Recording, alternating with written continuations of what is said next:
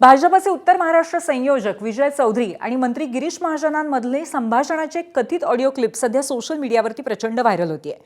या viral audio क्लिपमध्ये Sharad पवारांच्या राष्ट्रवादीचे ज्येष्ठ नेते एकनाथ खडसे आणि त्यांच्या सून म्हणजेच केंद्रीय राज्यमंत्री रक्षा खडसे यांना शिवीगाळ आणि अत्यंत आक्षेपार्ह भाषेचा वापर करण्यात आलाय।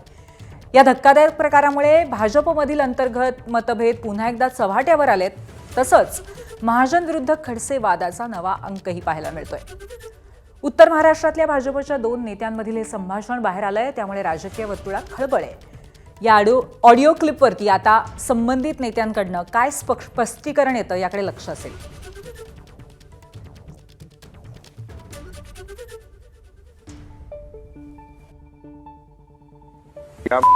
खडसे हा नेहमीच त्याची मुलगी असेल तो असेल बोलत राहतो आणि रक्षा खडसेला आपण मंत्री करून ठेवलेला आहे। मंत्री हिला काढलं पाहिजे, हे कुठेतरी थांबलं पाहिजे ना। तो उठल्या सुटल्या घाणेरडा काही आरोप करतो दरवेळेस। तो काहीतरी निर्णय करावा लागेल असं। आणि रक्षा खडसे मंत्रिमंडळात एका घरात राहतात, एकमेकांना मदत करतात। हे कसं सहन करायचं आपण? बरोबर आहे। तुम्ही सांगा आदेश काय करायचं सांगा। काही करू नका, मी करतो बाबा आता गमत पा।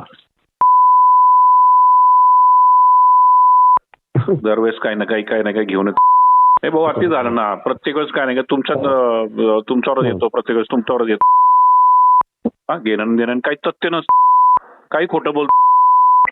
पण फोटो दाखवतो तुझ्या फोटो म्हणजे 10 लोकांवर फोटो नाही, सगळे देतात फोटो त्याचे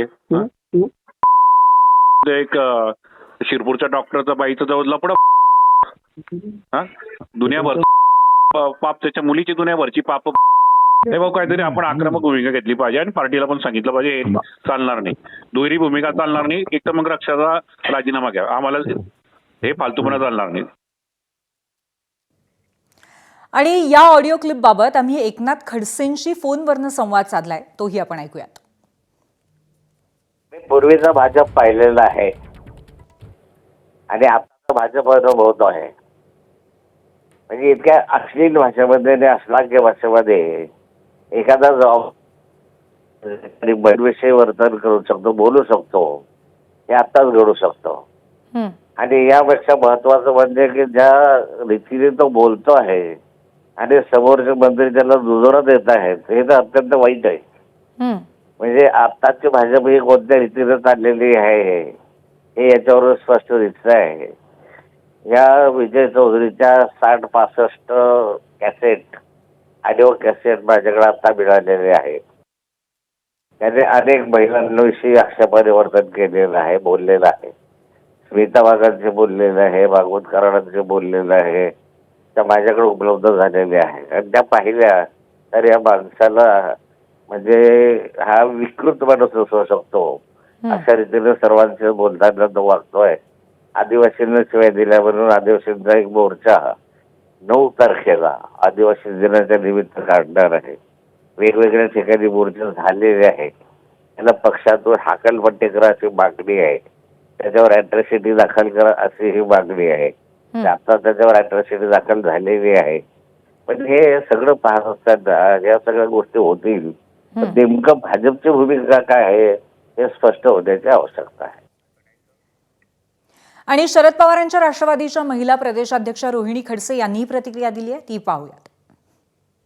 माझं त्यांना विचारणं आहे की असल्या तुमच्याच भारतीय जनता पार्टीच्या पदाधिकाऱ्यांच्या तोंडातनं जर गटार बाहेर पडत असेल आणि या गटारीमुळे ज्या महिला पदाधिकारी आज राजकारणामध्ये काम करतायत त्यांच्या बाबतीमध्ये असे वक्तव्य केले जात असतील तर याने महाराष्ट्राची बदनामी होत नाही का?